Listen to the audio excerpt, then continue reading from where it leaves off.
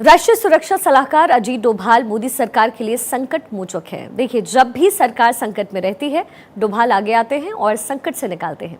देश हो या फिर विदेश, हर जगह डोभाल की प्लानिंग बिल्कुल फिट बैठती है, सटीक बैठती है। और यही वजह है कि उन्हें भारतीय जेम्स बॉन्ड कहा जाता है। जेम्स बॉन्ड वाला उपनाम कैसे मिला, मोदी सरकार के लिए वो कैसे अहम है और कैसे पड़ोसी मुल्क उनके नाम से कांपते हैं, आइए आपको इस रिपोर्ट के जरिए दिखाते हैं।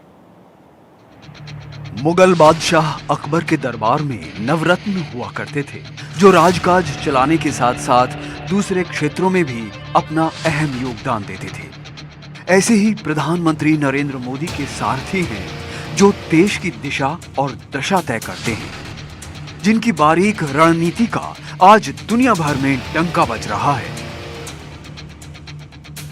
बीते 8 सालों में प्रधानमंत्री नरेंद्र मोदी ने कई ऐतिहासिक फैसले लेकर दुनिया भर में वाहवाही लूटी है। इनमें नोटबंदी, पाकिस्तान और म्यांमार में surgical strike, cashless India, GST, अनुच्छेद 370 को निष्क्रिय करना समेत कई महत्वपूर्ण फैसले शामिल हैं।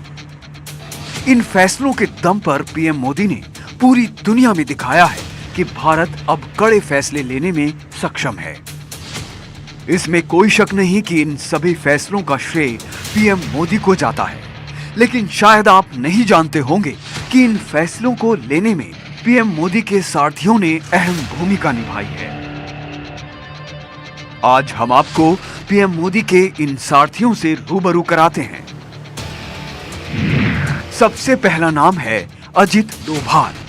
राष्ट्रीय सुरक्षा सलाहकार अजीत डोभाल प्रधानमंत्री नरेंद्र मोदी के सबसे खासम खास हैं। उनकी पहचान भारतीय जेम्स बॉन्ड के रूप में होती है।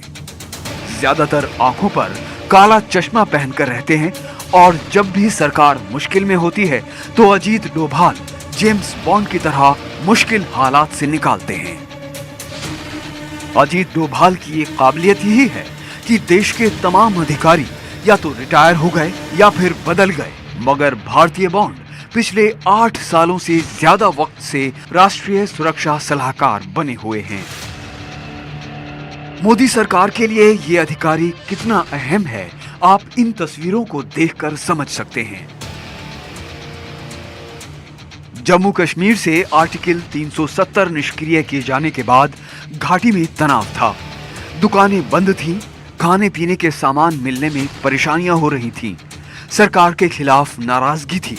ऐसे में मोदी सरकार ने अपने सबसे बड़े सारथी को घाटी में भेजा। लोगों में विश्वास बहाली के लिए अजीत डोभाल कई दिनों तक घाटी में घूमे, लोगों के साथ खाना खाया, अमन चैन से रहने की बात कही, जिसका असर भी दिखा। स्थानीय लोगों को जैसे ही भरोसा हुआ कि केंद्र सरकार उनकी हिफाजत पूरी तरह से करेगी, जन्नत में अमन और विश्वास की बयार बहने लगी। दिल्ली में दंगा भड़कने के बाद हालात काफी खराब थे। अमन चैन तो छोड़िए, रोज हत्याओं की खबर आती थी।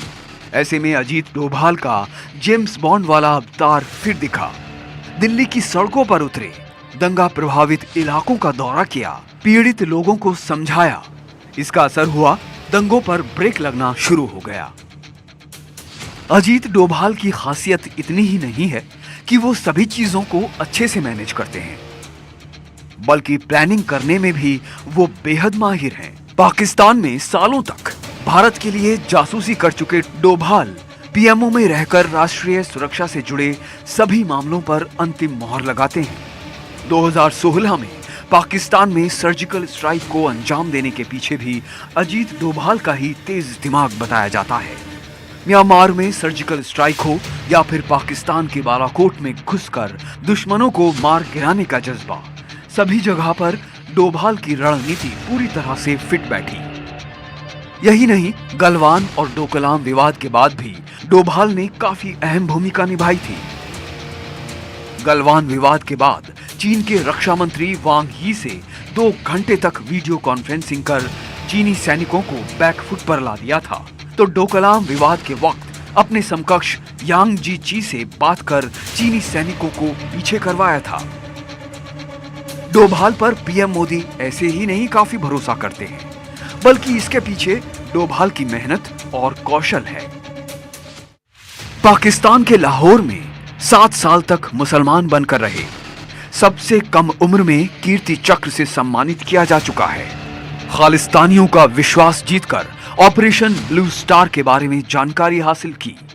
1991 में रोमानियाई राजनयिक लिविऊ राडू को बचाने में सफल योजना बनाई। 2014 में इराक में बंधक बनाई गई नर्सों को सफलतापूर्वक भारत लाए। देश में सुरक्षा से जुड़े जितने भी मामले हों, उसमें अजीत डोभाल की खास प्लानिंग होती है। अजीत डोभाल का जन्म पौड़ी गढ़वाल में 20 जनवरी 1945 को हुआ। 1968 बैच में केरल कैडर के आईपीएस अधिकारी बने। 1972 में इंटेलिजेंस ब्यूरो में चले गए। जासूसी के दम पर काफी शोहरत पाई। अजीत डोभाल वो शख्सियत हैं जो मां भारती के लिए कुछ भी करने को तैयार रहते हैं। यही वजह है कि नरेंद्र मोदी के वो सबसे बड़े सारथी हैं जो किसी भी काम को निपटाए बिना चैन से नहीं बैठते। मोदी के सबसे भरोसेमंद और भारत के असली James bond. Bureau report, Bharat 24। और इसी के साथ फिलहाल वक्त एक बहुत छोटे से ब्रेक का, लेकिन भारत 24 पर खबरों का सिलसिला लगातार जारी है।